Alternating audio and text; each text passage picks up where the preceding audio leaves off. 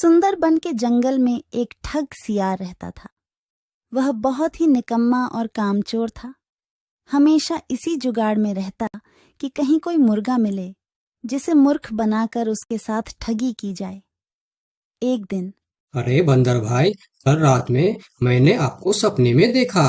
अरे रहने दे सियार, तू अपना सपना अपने पास रख और मुझे जाने दे। ऐसा बोलकर बंदर चला गया। धीरे धीरे सारे जानवर सियार की हरकत को जान चुके थे, इसलिए कोई भी जानवर उसकी बातों में नहीं आता था। अब सियार समझ चुका था कि इस जंगल में उसकी दाल नहीं गलने वाली, इसीलिए वह दूसरे जंगल जाने का निश्चय किया और अगले दिन सियार अपने जंगल को छोड़कर दूसरे जंगल के तरफ निकल पड़ा। दूसरी जंगल में पहुंचते ही दिन भर जंगल का जायजा लिया और शाम होते ही एक गधे को देख उसके पास गया और रुककर बोला, गधे भाई, मैं इस जंगल में नया आया हूँ और शाम भी ढल चुकी है। क्या मुझे एक रात रुकने के लिए आपके पास शरण दे सकते हो? हाँ हाँ, क्यों नहीं। अभी तो तुम इस जंगल में नए हो और हमारे लिए मेहमान हो, और मेहमान तो भगवान के समान होते हैं। ऐसे कहते हुए गधे ने सियार को अपने पास रोक लिया और उसे सम्मान के साथ भोजन कराया। भोजन करने के बाद दोनों आपस में बातें करने लगे। सियार ने गधे से बोला, अरे गधा भाई, इस जंगल में पीपल के पेड़ के पास एक तालाब है, जानते हो उसके बारे में?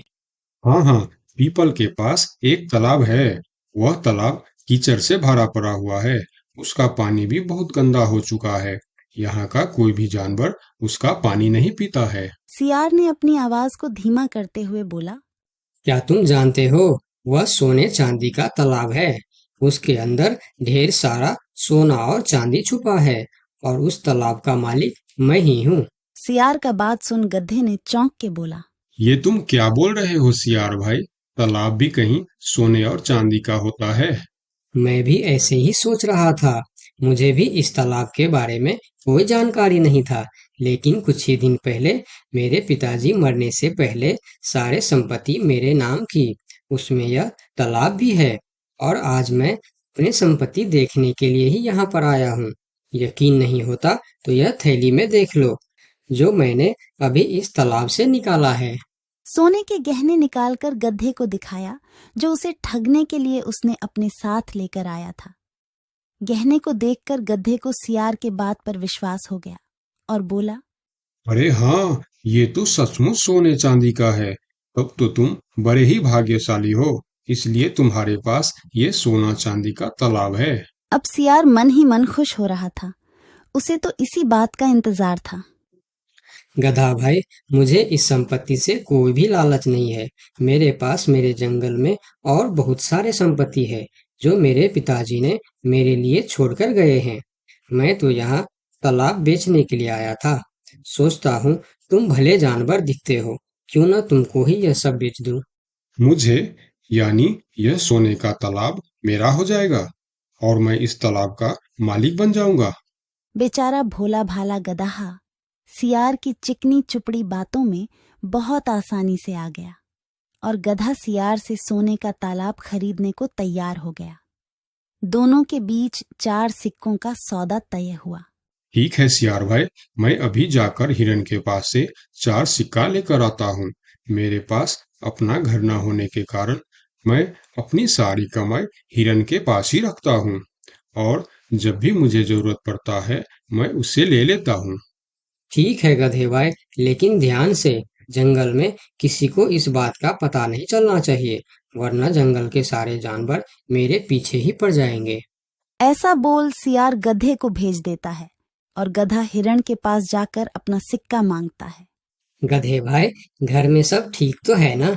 आज आपको अचानक से 4 सिक्कों का क्या जरूरत पड़ गया? अरे, वह अपने जंगल में जो तालाब है ना, मैं उसे खरीद रहा हूँ। तालाब खरीद रहे हो? क्या करोगे तुम तालाब खरीद के?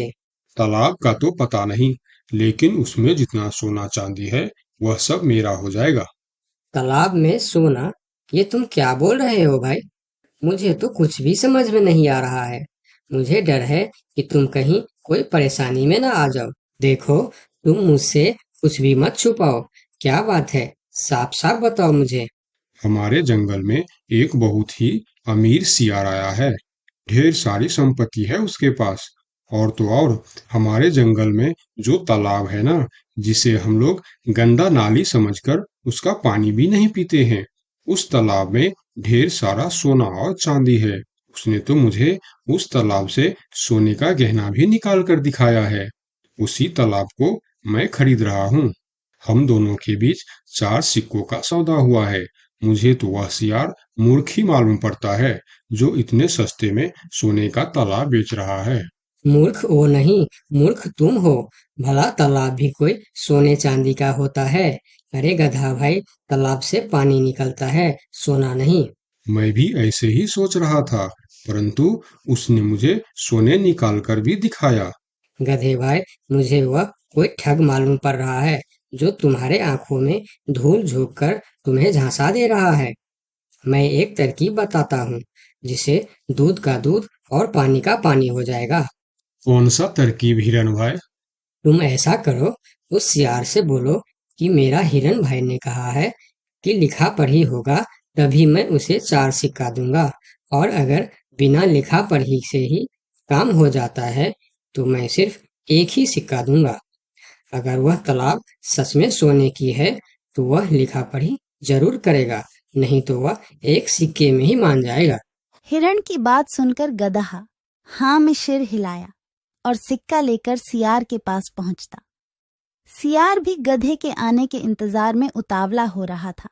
गधा पहुंचते ही सियार से बोला, सियार भाई, मेरा हिरन भाई ने कहा है, यदि आप लिखा पढ़ी के लिए तैयार हो तो मैं आपको 4 सिक्का दूंगा, वरना बिना लिखा पढ़ी के आप एक सिक्का ले लो और मुझे यह तालाब दे दो। सियार ठग किसी तरह से जल्दी करके सिक्का लेकर वहां से जाना चाहता था। वह बोला, अरे गधे भाई, तुम बड़े अच्छे और भले मालूम पड़ रहे हो, तुमसे क्या लिखा पढ़ी कराना। चलो, तुम एक ही सिक्का दे दो। अब गधे को समझने को कुछ बचा ही नहीं था। गधे को समझ में आ गया कि सियार उसको ठगना चाहता है। ठीक है सियार भाई, कोई भी शुभ कार्य करने से पहले मुंह मीठा करना जरूरी होता है। मैं अभी लड्डू लेकर आता हूँ, आप यहीं रुको। गधा जंगल से 2-3 जानवरों को बुला लाया और सियार की जमकर धुनाई कर दी।